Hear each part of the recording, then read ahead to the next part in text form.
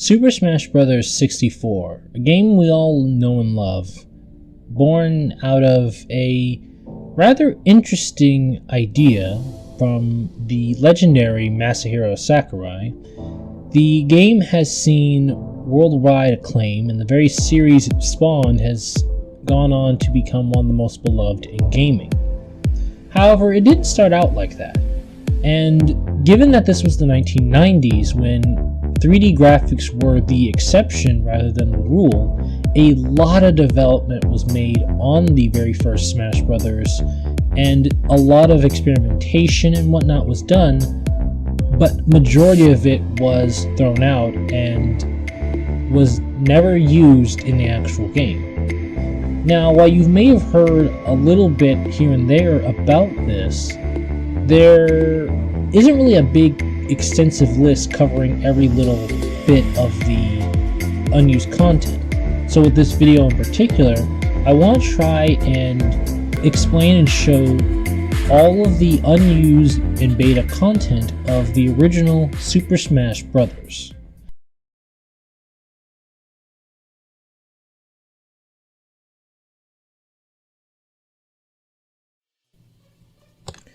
First is pre-release. Dragon King the Fighting Game. I'm sure many of you who are watching this video are at this point aware of the rather famous story of Super Smash Bros. 64's prototype that would eventually become the Super Smash Bros. Series we know today. However, the prototype itself actually does have a few differences from Smash Bros. In fact, that it actually lacked any Nintendo characters whatsoever. The famous prototype actually was referenced as a test version, if Satoru Iwata's name is selected in the game's credits.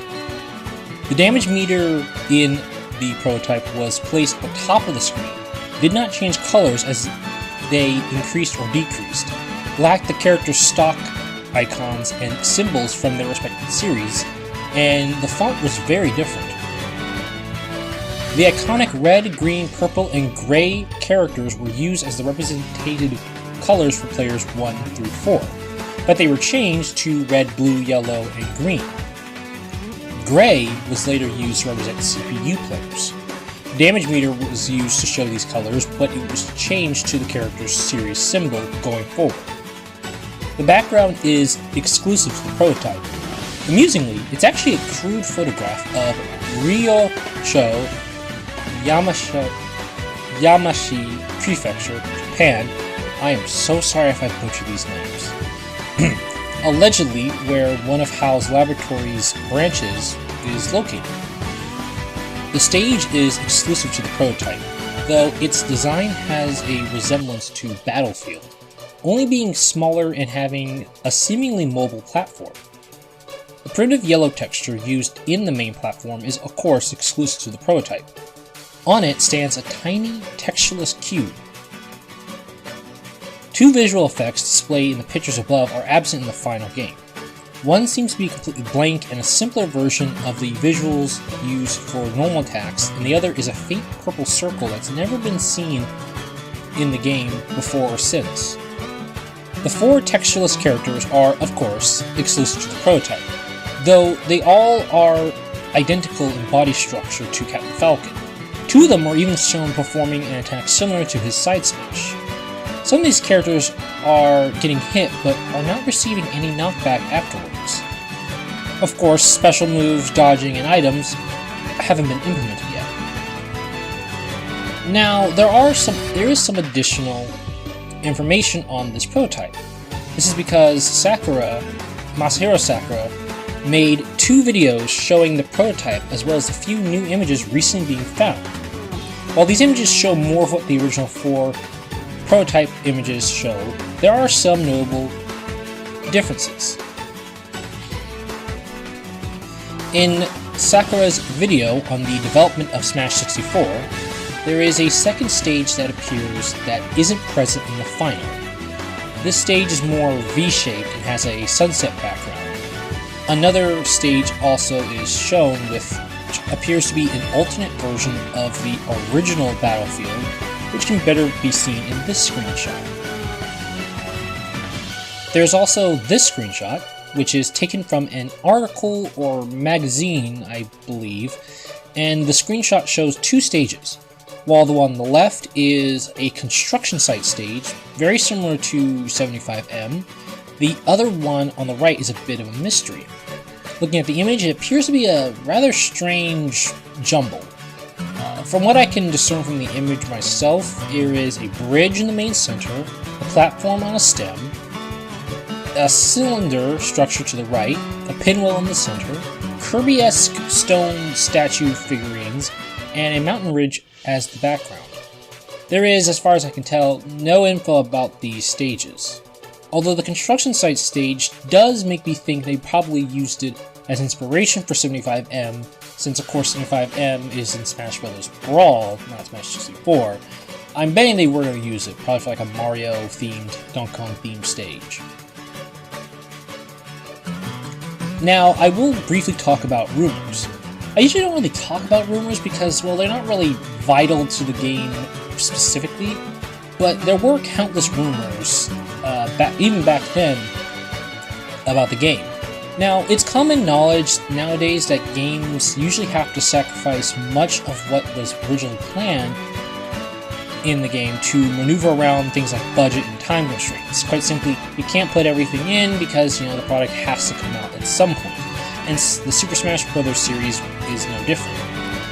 In a 1999 poll conducted by lead developer Sakurai, he stated that Bowser, King D, and YouTube are all intended to be playable early on in development, but due to the combination of budget and time constraints, they could not be included. There aren't any leftovers or any evidence that suggests they were even in the game, which suggests that they were axed incredibly early on. In an interview with the 25th anniversary of Fire Emblem in 2015, Sakurai revealed that Marth actually was also considered to become playable, but was replaced with Link. There are a number of concepts that were shown throughout the Smash Bros. Series that weren't ever really implemented, although many of them would be later implemented in future games. For example, the iconic Final Smashes and Smash Balls were actually introduced in Smash Bros. Brawl, however, the concept was famously planned since the very beginning. Voices and sound recordings, which we'll get into in a minute, for this feature are leftovers of this, and they can actually be found in the System Debug menu, and some of them are even used unaltered in Smash Bros. Brawl. An ice effect was planned in Smash 64, despite no ice-based attacks existing in the game. The effect is featured on in the series for obvious reasons. Split screen was a concept planned, but the director was against it because he wanted all the characters to be on the same screen, and it would be difficult to see the game's action unfold smoothly if separated. Pressing Z early on would actually make Link protect himself with his shield, but it had to be cut for unknown reasons. It can block projectiles that make contact with it in other games of the series, and said idea would later be put into future games of the series, albeit it just happens naturally and you don't have to press a button for it. Speaking of Link, did you know that Legend of Zelda Ocarina of Time was actually in development simultaneously with Super Smash Bros. As well as Mario 64? And because of the developer's lack of information, Adult Link has the Boomerang as one of his special moves, despite that item being exclusive to Young Link. A time attack minigame was also planned to be introduced in the game, but wasn't implemented. Third is images. Many of the game's stages received very minor to sometimes very substantial changes in their layout, objects, textures, etc. Most of the changes are quite minor, so I'll go over a few more notable ones for each stage. With Hyrule Castle, the background image in the final seems to have been flipped from the prototype. Death Mountain's halo also goes from white to purple-red as seen in Ocarina of Time. The sun was removed from the retail version, ridges are made more visible in the final, and although the rest of the stage appears identical to what we eventually received, a small picture from the Super Smash Bros. Japan website shows this left side of Hyrule Castle with no textures. In Dreamland's case, the patches of flowers were redesigned from looking like tulips to more resemble sunflowers. The additional patches of grass in the background were changed to fences. Peach's Castle had the most changes. For one, the upper section made entirely of wood wasn't implemented yet, and was instead separated into two segments connected by wires. The light brown section of the main platform is completely untextured. The red segments at the stage's end are shaded slightly differently between pictures, with the one on the left being a much duller shade of red. The triangular columns positioned on both sides of the stage contained very early checkerboard textures, which were substituted with more generic steel textures later on. The moving stone platform below the stage base had a much brighter texture, which was later replaced with one blending in more seamlessly with the structure. Saffron had a very small amount of changes. The Got 'em Catch 'em All banner was pink with a white strip in it, but it was changed to green with a pink strip in the middle and two white strips. The building on the right didn't have a helipad and originally stood in the background in front of the building holding the banner. Even the character select screen had a few tiny differences. Icons for unlockable characters that were not unlocked had a much simpler design of blue, green, red, and yellow colored squares with a black question mark in the middle, but they were replaced with the gray silhouettes with a white question mark in the middle in the final. The yellow bar with the stock count or time limit of the next match had the word timer written in it when the match was a time match, but was changed to time. A count of how many man, human-controlled, and com, computer-controlled players there were in the character select screen of the versus mode were replaced with the back option. And for some reason, Yoshi has a small amount of shadow on his nose. There were also a few tinier changes. For example, the character select screen lacked a back option, probably because it wasn't implemented yet. The font used in the one-player game was changed, and the spacing between the words was removed. The color used for easy is blue instead of green, and the display for total high scores is absent. There are 7 digits in the highest score display instead of 8, and the option menu is much bigger. Fourth is miscellaneous. In Smash Bros., each character usually has a symbol to represent their franchise. The Legend of Zelda series symbol was an upside-down piece of the Triforce.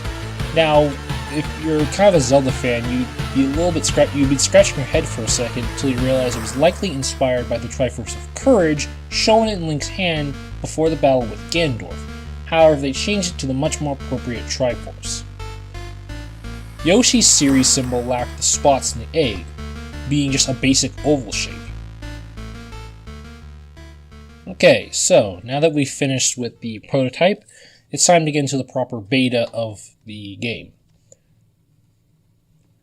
Unused stages. First, there's Small.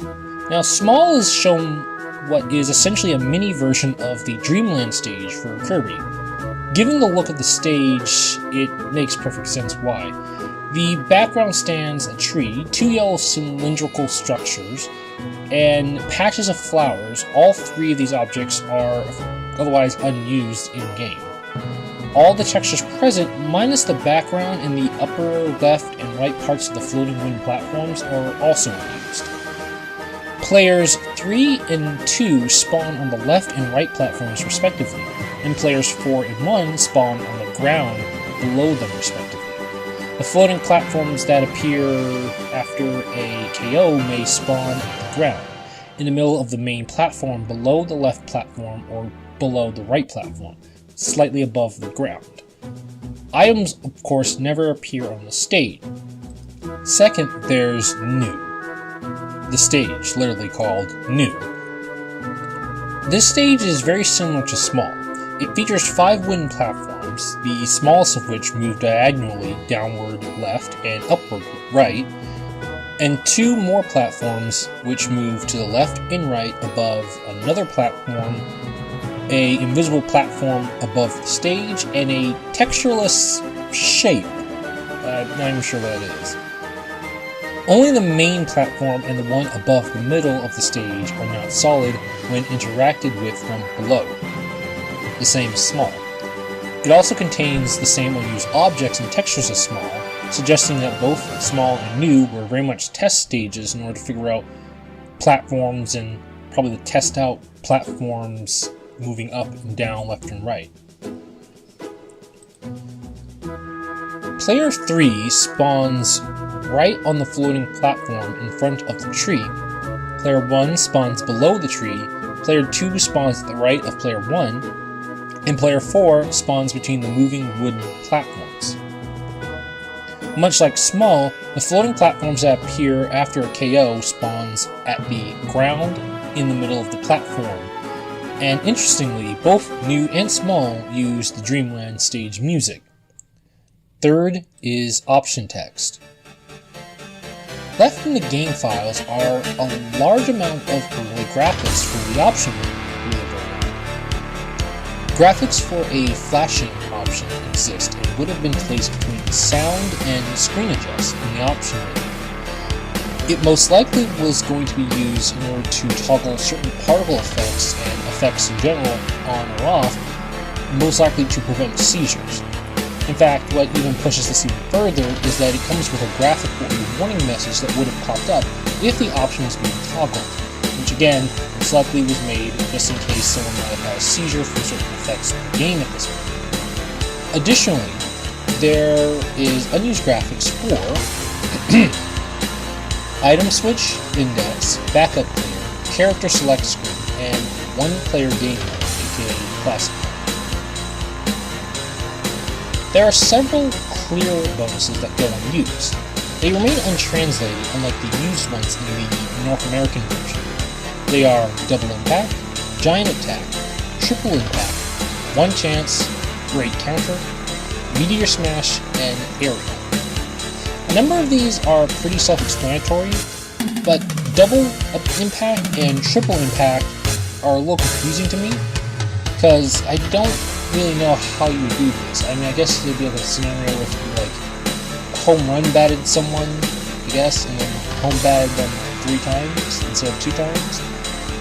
One Chance, again, also makes a little less sense. I mean, so like you only have 1 life and you only get 1 chance? Is that it? I'm very confused.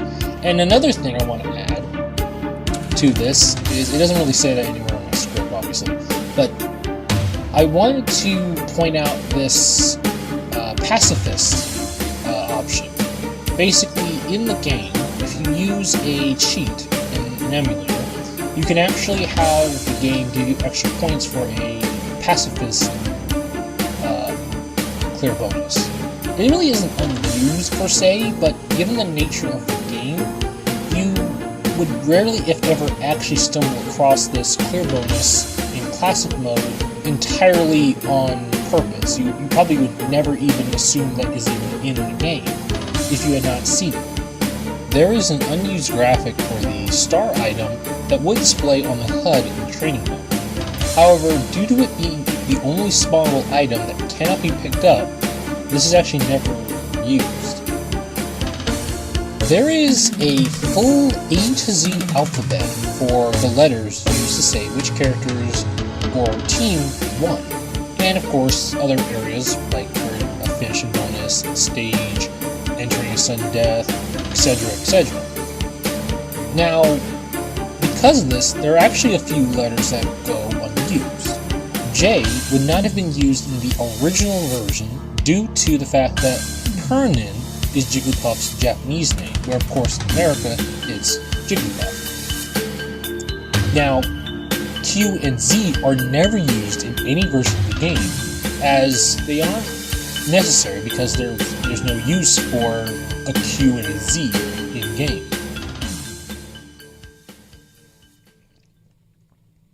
Fourth is unused costumes.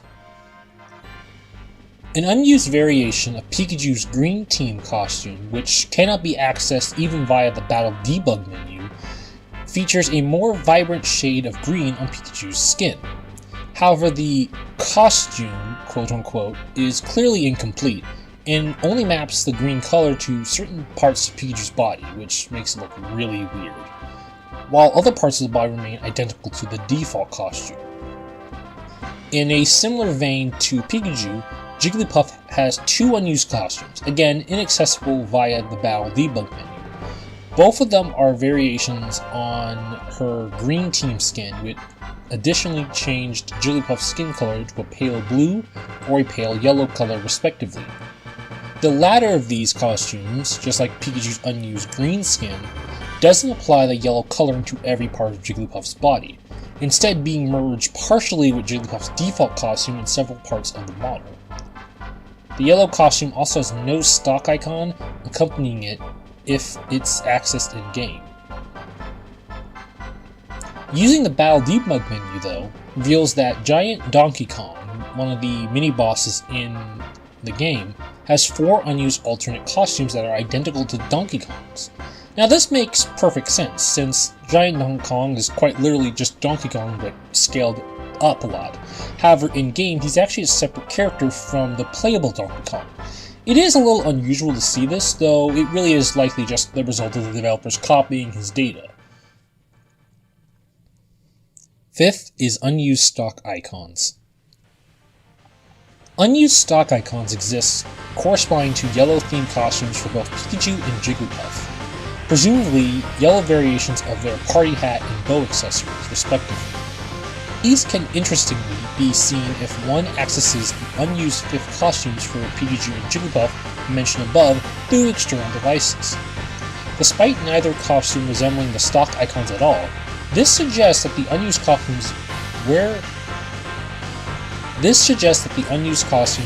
originally going to be yellow variations of their alternate costumes. Sixth is off-camera bedroom items. Yeah, did you know that the iconic bedroom seen in the intro and in the ending screen for completing the classic mode has a number of pieces that the player can never actually see in-game due to the fixed camera. And because of these, there are actually a number of hidden secrets. Among these are a door that isn't actually touching the ground, a pole holding up the window curtains, and a bed. Well, actually you can see the bed, partially in the intro, but most of it is hidden off camera. And yes, the entire bedroom is in fact the entire room, believe it. Seventh is hitbox display. The Game Shark codes shown here will display physical hitboxes for the characters. The characters become yellow cubes, showing the areas that can be hit by attacks and when attacks are used. Red and white cubes appear, showing the areas that they hit if it's in contact with someone's hitbox. Sprites such as shields and Ness's PSI menu will also still appear. Interestingly, there are several images on the Japanese Smash Bros. Site that show these hitboxes in use. Hitboxes are not only shown during a match, but also shown in the intro, character biographies, and the character options in the data menu, battle debug menu, how to play video, and in the character select screen. Although this will cause the game to glitch, however, as the characters appear in the center of the screen. And selecting more than one character will cause them to overlap each other. Projectile hitboxes don't actually appear, though, but using the code here will have them appear. Regular items do not show a hitbox, including Link's bow, Link's bomb. Though projectiles used by Pokemon that emerge from Pokeballs, including Beedrill, and those that emerge from the door in the Slipco building in Saffron City do, as well as the lasers from the Air Wing in Sector Z. Eighth is unused player spawn locations. This stage contains an unused location for when a character appears on the stage during the game's intro sequence. If the stage appears in the intro, the character will be placed next to the right scale platform. Stages not available in Versus Mode have an unused 1 to 4 player spawn location that would be exclusively used in Versus Mode. These stages can only be played through the Battle debug menu or game shortcodes. Yoshi's Island also has a few extra spawn locations that go unused. The Versus Mode version of Yoshi's Island has unused player spawn locations in slightly different to the used ones. This is the same case with the Classic Mode variant, and also having 1 to 4 player spawn locations in slightly different positions shown here. The stage where Metal Mario is fought, the Metal Crystal, contains some unused Versus spawn locations, none of which are in the same position as the 2 used in the Classic Mode, which suggests that this may have originally been playable in Versus Mode. No one spawns on the floating platform like Metal Mario does, which suggests that his is a unique spawn location. Player 2 is located slightly to the left of where the player normally spawns in Classic Mode. The Race to the Finish stage contains unused Versus Mode spawn locations. They're all lined up in 1 by 1. Player 1's spawn location is the same as is used in Classic Mode, while the rest are placed alongside Player 1. The Dual Zone stage, where you fight the Fighting Polygon team, contains unused Versus Mode spawn locations. Though they are placed in the same positions as the opponents in a different order, however, as Player 2's location is the same as the second computer player's, and Player 3's is the same as the first computer player's. The stage where Master Hand is fought, Final Destination, contains unused Versus Mode spawn locations. Players 1 and 2 are placed in the same position as the players and Master Hand's spawn. Oddly enough, 3 and 4 spawn right in front of and face player 1 and 2, respectively. Even break the targets and board the platforms, as in all 24 of both of these, include various Versus Mode spawn locations for 4 players each, with player 1 being of course the one that is, the one where any player 1 actually spawns in the Classic Mode. 9th is unused stage coordinates. Some stages have different blast zone and camera boundary coordinates for Versus Mode and Classic Mode. Most stages intended for one mode only use the same coordinates for both modes, but there are some differences for stages that don't normally get to use one mode or the other. 10th is unused camera angles. This video shown here by Beep Person shows there are various camera angles in the data that can be enabled using game shortcode. To activate the angles, you must pause and unpause while in a match. The first angle shown brings the camera to roughly the center of the stage and makes it face the player when unpausing. If the player slams on the ground or falls off the stage, the camera will glitch out and look straight up until the player pauses again. When used on a bonus stage, it will simply leave the camera locked in a full view of the stage. When used while fighting Master Hand, the camera will reset as if he uses a move that sends him to the background. Pausing and unpausing will cause the camera to lock into a full view of the stage every time until Master Hand goes into the background again. Now I have a little theory for this, in that angle 1 is primarily used during the intro, showcasing the characters, because it seems very similar to that camera. The second angle shown is an angle that changes the camera into a semi-bird's view of the characters, moving the camera up slightly and having it look down. The camera will attempt to keep every player in view at all times, meaning that it will zoom out as far wider than normal. Like angle 1, the camera will reset if Master Hand moves to the background. If it's reactivated while he's still in the background, however, it will somewhat follow his movements. This is most notable with his rocket move. My theory for this one is that it's possibly used for maybe the second part of the intro during a scene where all the characters are fighting, or when Mario and Kirby are facing off against each other. Again, that's just a theory, it's not concrete, there's no real evidence for that. 11th is unused animations. This video by mayyro. Hi, it's me from editing. So, I'm actually wrong here, and there is no video. I was originally going to put a video here, which was the wrong video, mayyro's video. His video, or their video, is going to come in a minute after the first point I make about the boss characters. So, yeah, sorry about that. Also, I am very much aware of the other mistakes I had, including at the beginning of the video. Just so you know, I know, I had to roll with it because I didn't want to try to re-record this. I wanted to get this video out. So yeah, okay, goodbye. All non-playable characters, Fighting Polygon Team, Giant Donkey Kong, Metal Mario, basically all the boss characters, can enter the Warp Pipe in Mushroom Kingdom. But they can't normally do that since they never appear on the Mushroom Kingdom stage.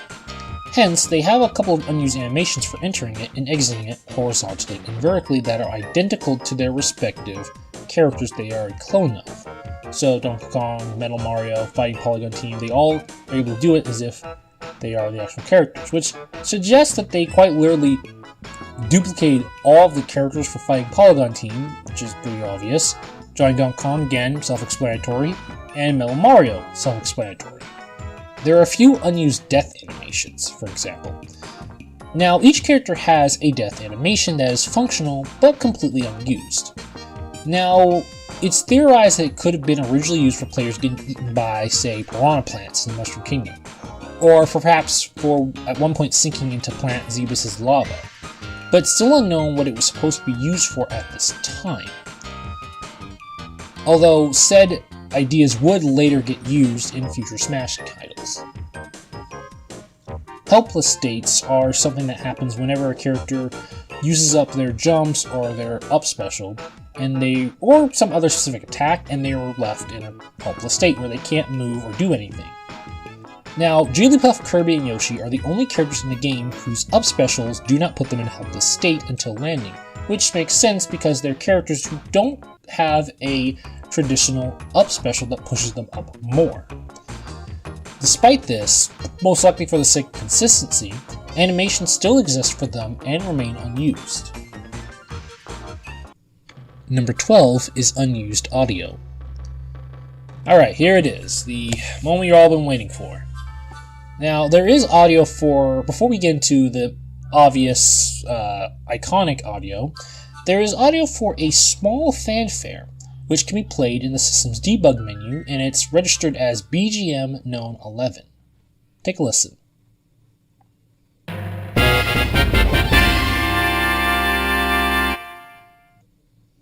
Now for the audio that you all been waiting for. According to the game's director, Spiral Smashes were intended to have been implemented since the very first game, but this idea never ended up happening. Now, you have your own theories about this, but my personal theory is that it was hardware limitations. It could have been not, could have been not.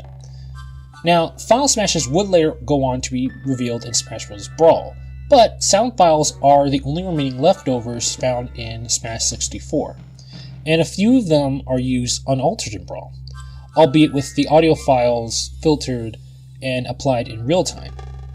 All of these can be played in the system debug menu, although certain clips are exclusive to the Japanese version. For example, this audio has Kirby making a grunt and yelling, separated into two sounds. Similar voice clips would appear in the fourth installment, Smash Bros. For 3DS and Wii U, for his Final Smash Ultra Sword, which originated in Kirby Return to Dreamland. However, it's unknown what his Final Smash would have been in this game. Now, my personal guess, being a little bit of a Kirby fan myself, is that it would have been used for one of Kirby's super weapons. You know, the weapons that he uses in several of the Game Boy and SNES titles. So maybe even like Galaxian from Meta Knight, that one gold sword that he uses from, Future Me is going to correct me on this, like Dreamland 2 or something. The Star Blocks, the Star Rod, any of those could have been used for the Final Smash. but that's really a stretch, as in I don't really know. This next bit of audio has Fox yelling, "Ike!" which is a Japanese term which usually translates as either "come on" or "let's go." Most likely it would have been used for perhaps maybe a bombing run, or I guess laser run like it is in Smash Ultimate, possibly. This next audio has separated into two sounds. Now these were some of the tracks that were re-recorded in Brawl for Pikachu's Final Smash Volt Tackle. Though these sound clips probably weren't intended for that particular move, as Volt Tackle was originally in the game Pulseman, which was a game that Game Freak made prior to the Pokemon series, and it didn't appear in Pokemon until Pokemon Ruby and Sapphire nearly 4 years later, after Smash Bros. So my personal opinion, and this again is very much a stretch, I think it would have been based off the anime, because I haven't really watched the original anime in a long while, but I do distinctly remember as a kid that there was this running joke that Pikachu would often just electrocute everyone. Like, even if he was slightly pissed off, he would just electrocute everyone in the room. And I feel like that would have been what his Final Smash would have been, because if you think about it, it would have been a reference to the anime, but also the fact that Pikachu's Thunderbolt in said anime would often just kind of do whatever. It could take out anything and everything. There's that famous clip of him just taking out an Onyx with Thunderbolt, and I feel like that would have been the Final Smash as a reference to the anime. Although, again, just like the Kirby thing, it's very much a stretch. This audio clip has Captain Falcon saying, "Come on!" This was re-recorded for Melee, but of course was also kept as an unused sound. Then, it was used in Brawl as part of his Final Smash and as a taunt. Now this next audio clip is only present in the Japanese version, it was removed in the localized versions for unknown reasons. Blue Falcon! This sound was also re-recorded for Melee, which also kept this as an unused sound, and of course it was finally used in Brawl as part of his Final Smash. Now, it may have also been intended for his animation of entering the stage when he exits the Blue Falcon. And this audio clip remained undiscovered for 17 years, so it's not a stretch to say that there might have actually been some connection there. This audio has Ness yelling, "PK! Starstorm!" again separated into two clips. Now, while it's possible that this would have been his idea of Final Smash, the idea of Ness using PK Starstorm and similar takes to these unused sounds would later appear in Brawl for his Final Smash, as well as Lucas's Final Smash. Of course, the playable characters aren't the only ones that have unused voices. The announcer also does too. Bonus stage! This audio clip may have been used before each bonus stage was given a specific name. Regardless of its existence in the game at all, implies that there were either only one type of bonus stage, or there was a lack of specific voice clips. So they most likely were going to record newer voice clips for the various bonus stages, because each bonus stage, if you didn't know, in Smash 64, is tailored specific to the character. Are you ready? This clip was likely also planned for the bonus stages, and would have replaced the typical 3, 2, 1 countdown in its stead. The bonus stages don't have any sort of preamp during the final game, and the announcer just shouts, "Go!" to signify when a player can start. In Melee onwards, he actually does say, "Ready?" to precede these occasions. Final stage! The announcer doesn't say anything before the battle with Master Hand, if you're wondering, and never announces what stage the player currently is in Classic mode, so this goes completely unused. Draw game! May have been an early name for sudden death, or such a thing might not have existed. It's also possible this might have happened if the timer had ran out during the gameplay, and both characters typically would have won, I guess you could say. Jigglypuff!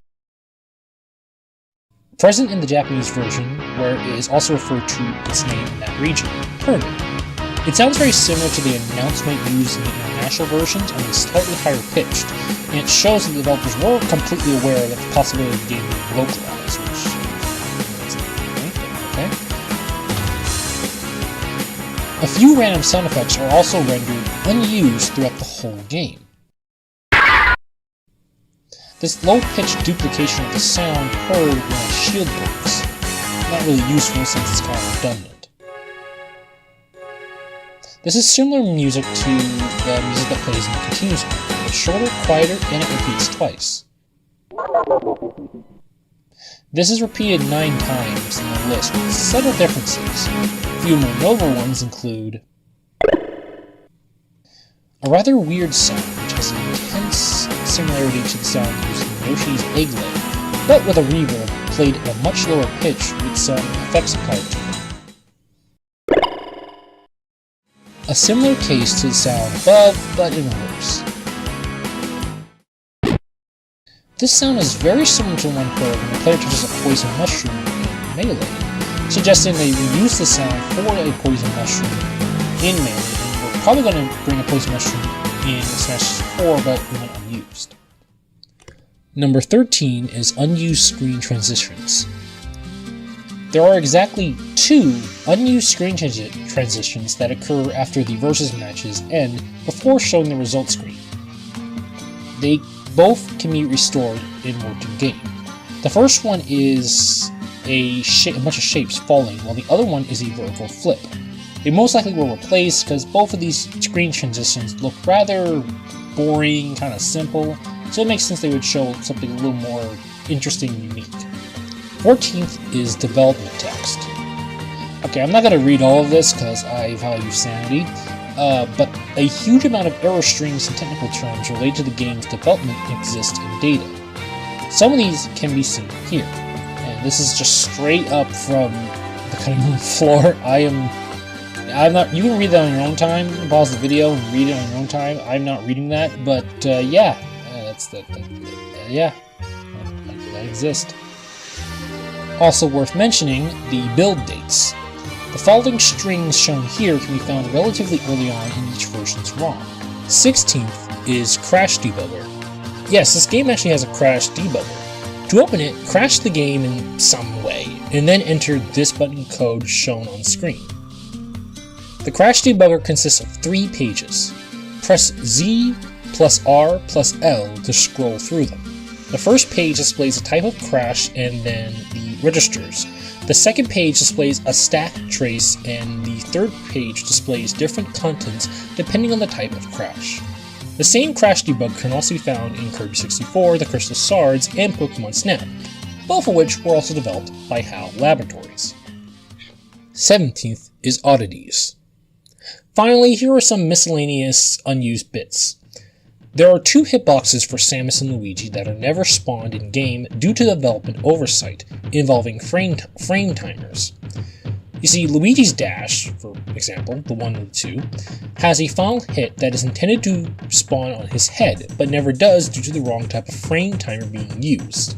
You can actually see this in future games where it actually works, but never does due to the wrong type of frame timer in this game. Samus's up air also has a final hit that does slightly more damage and hit stun, but doesn't spawn due to complete lack of a frame timer altogether.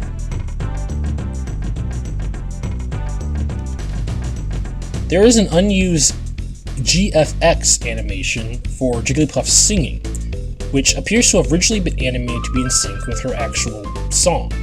The game still computes the scale changes being animated, but the render routine used ignores the scale values in the published version. The GameShark code shown here sets the render routine to one that obeys the actual scale value, so Jigglypuff's song actually syncs up with her animations. In a similar case, the clouds on Yoshi's island appear to have originally been animated, giving them a little bit more life to match the rest of the stage's aesthetic. The game computes the scale changes being animated, but like Jigglypuff's GFX animation, the render routine used ignores the scale values in the final game. Again, the GameShark code listed here will show sets the render routine to one that obeys the scale value.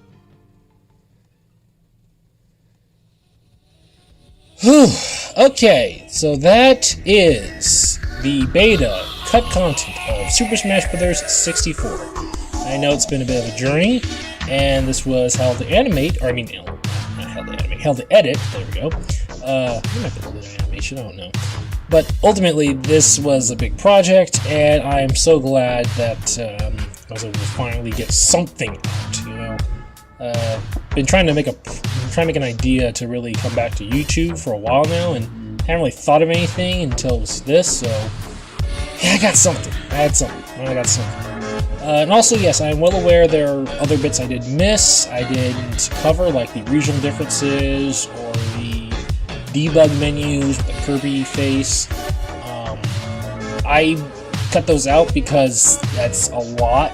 There was a lot in this already, so yeah, it was a bit much. So I might cover them in a later video, but for now, this is just something I did. I'm planning on doing a few more of these. I want to try to cover as many games as I can, or at least ones that don't get covered a lot. So yeah, this is one of many, hopefully. But regardless if you enjoyed this video, thank you all for watching, and goodbye.